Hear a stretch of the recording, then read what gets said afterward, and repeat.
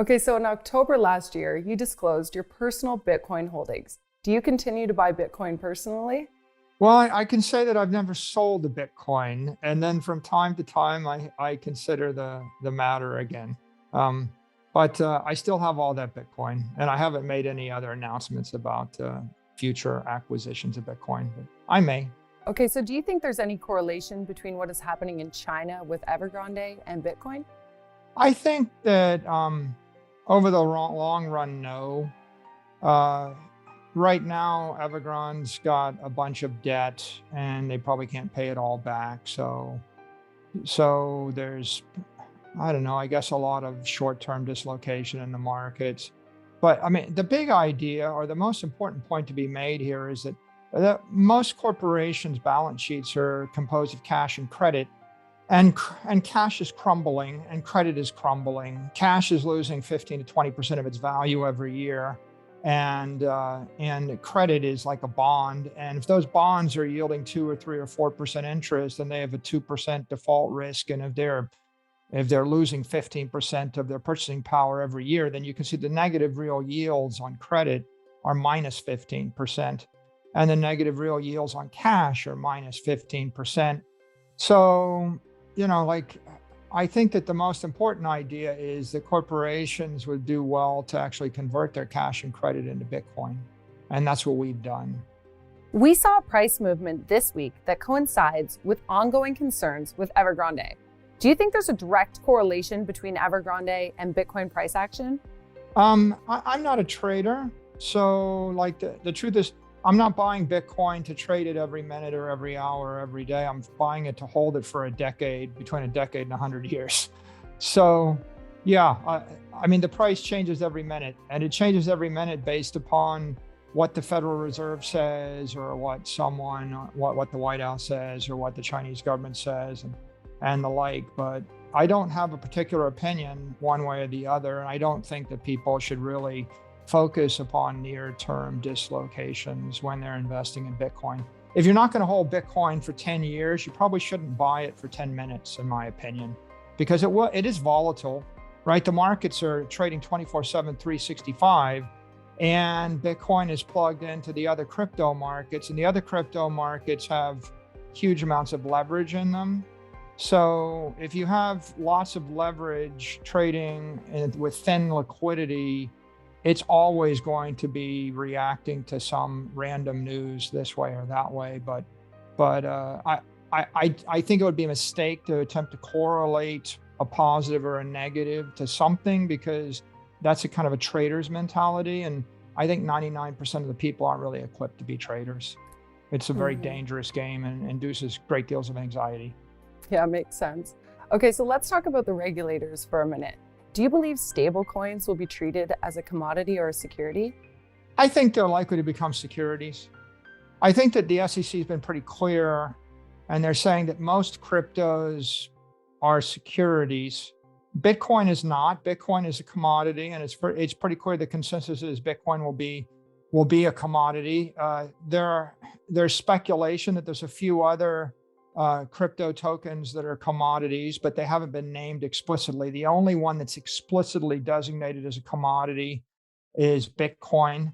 I think that stable coins look like money market funds. Like if you give me $50 billion and I give you 50 billion in tokens, and then I invest the $50 billion into a bunch of bond instruments or credit instruments, then I'm taking risk with the 50 billion. If I were to, for example, invest the $50 billion into Evergrande bonds, and the bonds were to crash by 75%, then the $50 billion of stable coins would become $15 billion or $12 billion of stable coins. And so the SEC and the regulators have a point, which is when you're buying a stable coin, you're probably you're entering into an investment contract, and there is risk. And that means that you would want to know how that capital is invested. If I gave you 50 billion and you put it into a bank account yielding 0% interest in US dollars, that's a much less risky asset or balance sheet than if I took the same 50 billion and bought GameStop. I mean, you could do anything in between. So yeah, I think that they will be deemed as securities, especially the centralized ones. Okay, so from our research, at one time you were a Bitcoin skeptic, and now you are an investor and advocate for Bitcoin. Could you walk us through what made the light go off for you to become a Bitcoin bull?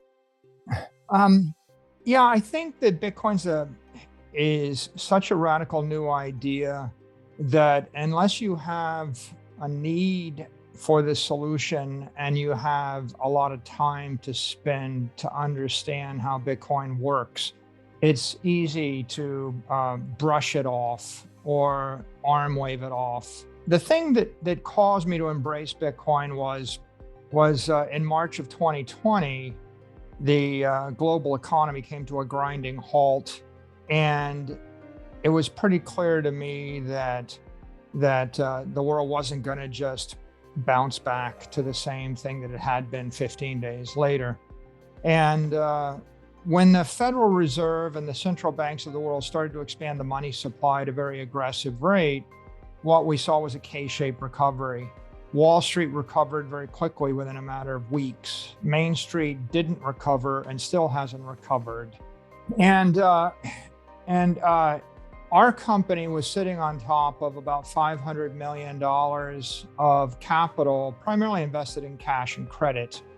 And when it became clear that what we had was $500 million that was going to yield 0% interest, probably for the next 4 years, and it also became clear that it was going to be increasingly difficult to do business as an operating company, we had to look to other ideas. And so we discovered Bitcoin because we wanted to find a way to not see the $500 million debased away.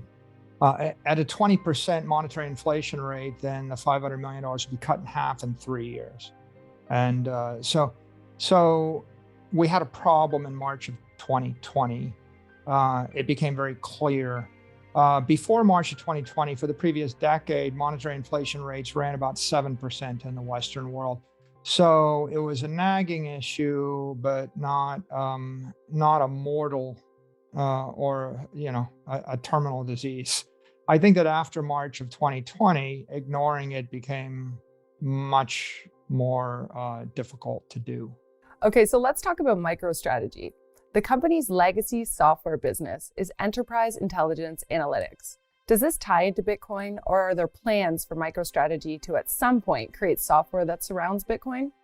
We always think about these things. About a year ago, we had a $500 million business growing about 0% a year, and we had a $500 million balance sheet paying 0% interest. And then we got into Bitcoin, and that $500 million balance sheet paying 0% interest became a $5 billion balance sheet growing much faster. Bitcoin's growing 130% a year on average for a decade. So we all of a sudden have a very big Bitcoin business.